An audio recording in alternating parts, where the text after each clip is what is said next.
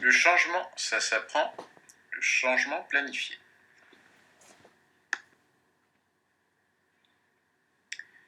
Alors, nous allons commencer par un exemple.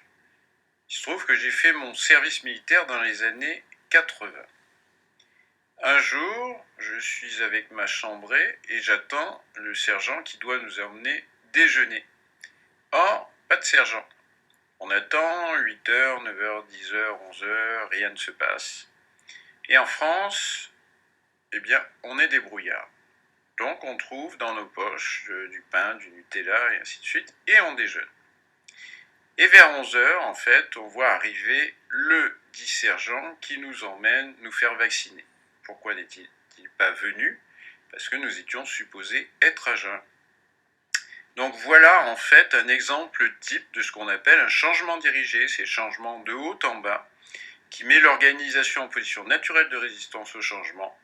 C'est aussi un changement non contrôlé, c'est-à-dire qu'on n'a aucun moyen de savoir ce qui se passe.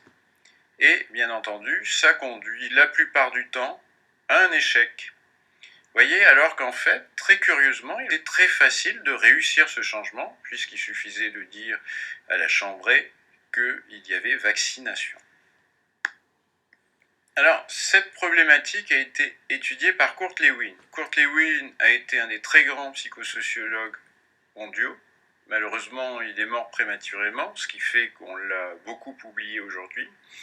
Tout son travail, en fait, a porté sur la problématique du totalitarisme. Et pour lui, le changement dirigé était équivalent à totalitarisme.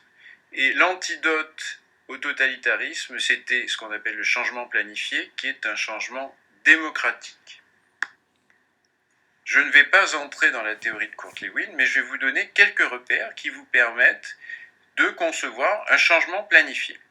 L'idée de base est extrêmement simple en fait.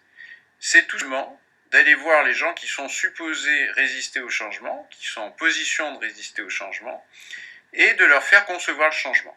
On ne résiste pas à un changement que l'on a conçu. Alors que faut-il dire à l'organisation pour qu'elle se mette en marche? Et en fait, il faut identifier les hommes clés, formuler une problématique qui provoque leur anxiété de survie et présenter une méthode qui permette de coordonner l'effort collectif pour la résoudre, ce qu'on appelle aussi une méthodologie ambulatoire. Il y a là-dedans un rôle critique pour l'animation. Cette animation, elle doit être un contrôle de terrain du changement et elle doit intervenir en conception puis en mise en œuvre du changement. Alors, cela vous surprendra peut-être, mais ces techniques ont été utilisées de manière intensive, et en particulier par la planification française. Je vais vous proposer quelques petits exercices. Regardez autour de vous un changement familial, par exemple, que vous voulez imposer, et si vous le formuliez différemment. Regardez aussi ce que fait le gouvernement, votre patron. Ils annoncent un changement. Quelles sont les chances de résistance au changement? Y aurait-il une autre façon de faire? Voilà, merci.